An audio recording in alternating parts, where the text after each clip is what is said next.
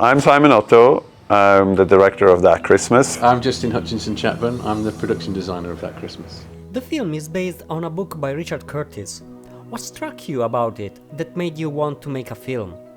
It's funny that you say that it was based on one book, because when it was the producer of Richard Curtis's charity who had just read Richard's book called The Empty Stocking. It was one book, and said, oh, this would make for a lovely Christmas special like The Gruffalo or The Snowman or these BBC, iconic BBC films.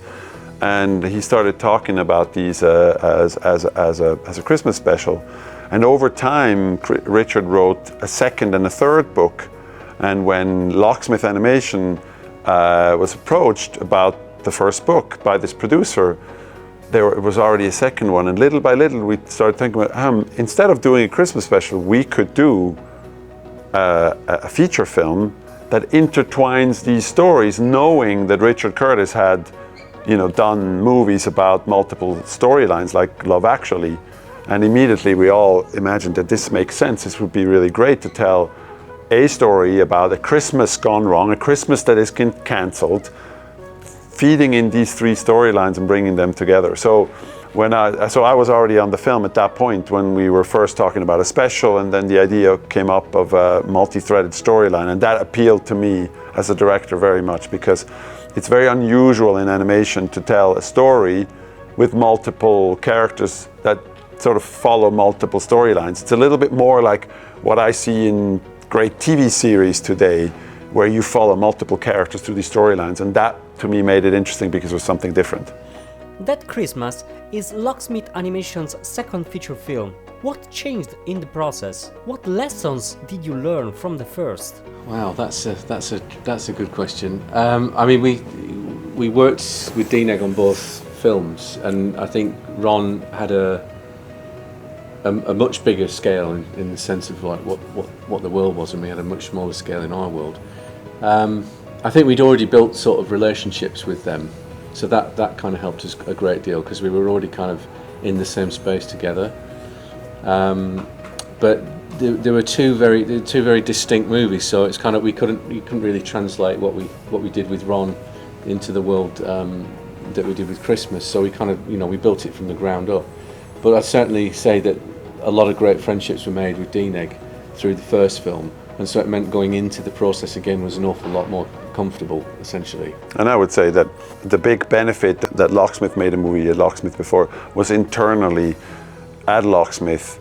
We did all the character development, yes. We did all the we sort of figured out what the movie looked like before we worked with DNEG on this particular one, because we wanted to make sure that we knew exactly what we wanted to make. Yeah. We knew exactly what the story was, who the characters were, and what the look of the film was. So all of that was done at Locksmith Animation, all the way up to previs. So the entire previs of the film, from storyboard through previs and screenwriting, was all done at Locksmith Animation. So having had that experience on Ron's Gone Wrong, I think the team who worked on Ron's Gone Wrong had a lot of information and experience of how that working with a vendor like DNEG was going to pan out, and that helped us a great deal. Yeah, I think, sorry, just to add to that now, because you've just completely cleared it in my head. When we started out on Ron, we started that process. So layout was happening in Locksmith, and we just dipped our toe in that space where internally we were designing the look of the film. So we did a few shots and a few sets in Ron that were handled in Locksmith, and it was just kind of getting us ourselves off the ground a little bit. But then that moved into DNEG. But on That Christmas, we took all of that work in-house. So we got the look of the film established in-house at Locksmith first, and we did all our layout in first. So we did dip our toe a little bit into that with Ron, but then we just went full sort of deep into it when we did That Christmas. How was the interaction with DNEG? What were the challenges of directing a film with two studios involved? I mean, of course, the most interesting conversation here to be had would be with the production team and our producer, Nicole Huron. So DNEG is a visual effects company, but DNEG has an animation arm that is run by people from animation. In fact, there are a lot of Pixar and DreamWorks, people who came from those companies to run the animation arm. So the big difference for me, of course, was from DreamWorks. You're all in the same building and you're constantly talking about everything from the early development, so everybody gets to see what's being done. So when you work with two studios like this, of course, communication becomes the most important thing. You have to make sure that everybody is part of the process and understands what's being made.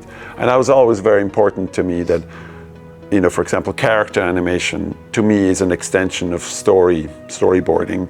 Like, you want the animators to explore characters in development and bring ideas that you can then feed back into the story if it was something brilliant. And we had many examples, like I showed in the presentations, where those ideas that really talented animators came up with, because they looked at the characters from the character's point of view. They didn't necessarily just think about story, here in the story we need to go from here to there. They thought about, how would this character do this particular thing in this particular moment? And that idea influences the way you might tell a scene, or what jokes might be available all of a sudden. And I think it enriches the film. So for me, that was always the way I looked at animation, and we brought that same thinking into this process as well. So, I think the biggest part is communication, because you're in multiple locations, and in this particular case, the film was made in London, in Montreal, in Mumbai, in all different parts of the world. We had freelancers. So communication becomes the biggest challenge, and it's also what you need to focus on the most.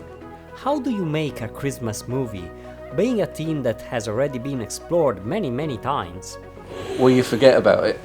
you don't make it about that. You don't think about Christmas, and I think for us it was the stories that we were telling amongst the characters in the movie. It was their story, and it was the world that they were in.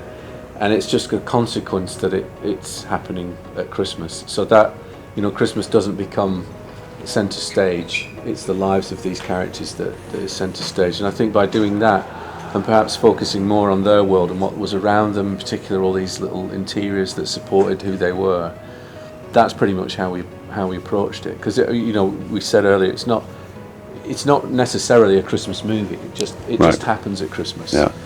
And the look of the film, the look of the world, the way that the world works is all steered around what the script was asking for and what the story was asking for, and never once did we want to put anything in the way of that to divert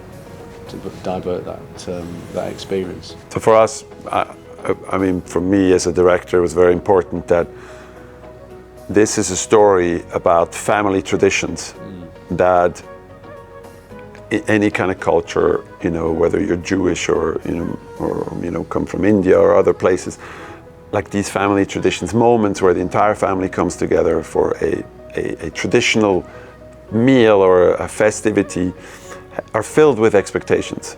You have a certain idea of how it's going to go about because you do it every year.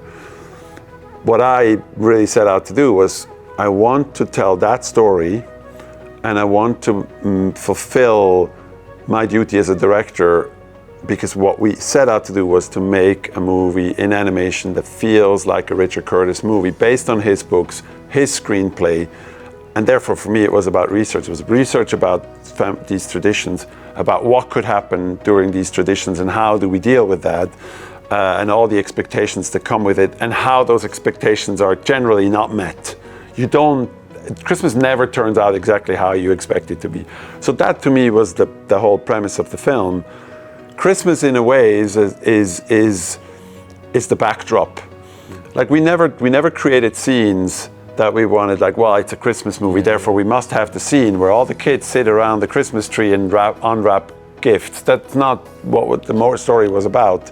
The story was about how these expectations point them in a certain direction, story-wise, and then it doesn't happen.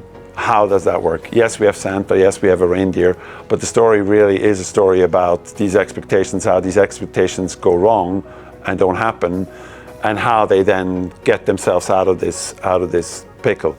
I think ultimately that's what makes you make a Christmas movie that feels different, because you're not necessarily making a movie that sort of in a marketing way is a Christmas movie. It's not, even though I think ultimately it does satisfy all those desires that you want when the family sits in front of a screen and watches this movie together, which is our goal, is that this is an experience that you can have as a whole family. It's as fun for the parents as it is for the kids, and it is both funny, meaningful, and it has a really emotional ending that makes you want to, you know, cuddle with your kids or your family members, and then just give each other a hug and feel good about being together. Put the fire on. Yeah, because ultimately the movie is about, you know, the lesson we learn about all these traditions is that ultimately what matters is that we can be together. What is your personal definition of animation? I mean, I'm a character animator, and for me animation is breathing life into something that doesn't necessarily have life, right? It could be in stop motion, it's a puppet; in CG, it's pixels; in hand drawn, it's a line on a piece of paper. It's what sort of characters we bring to life. It's something that comes to life and has caricature and character and characterization, and it's that universality that you recognize in this animated thing that feels sometimes more truthful than anything you might film in real life or in live action.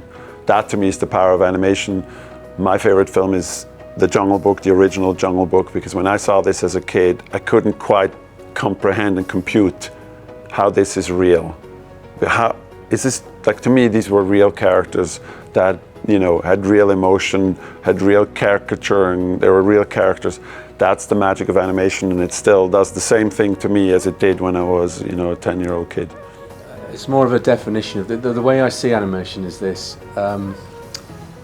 Animation allows you as an audience to be the character, whereas live action allows you to observe the character, and I think that's the difference between them, and I think that's what I like about animation, is that somehow when you're watching something that's real, you can find empathy with that character, but you can't be them, strangely, because you're seeing them, you're seeing that human. But when you're looking at a character that's animated, whether it's 2D or 3D or whatever, that part of it is taken away, and therefore it allows you to put yourself into that character. And I think that's what animation does, which is really powerful, and I think that's the way I see it. It's a way of taking away that barrier and allowing you to not just empathize with the character, but to be it in the story. So that's the way I see it. Thank you so much. Yeah, thank you for having us. Pleasure.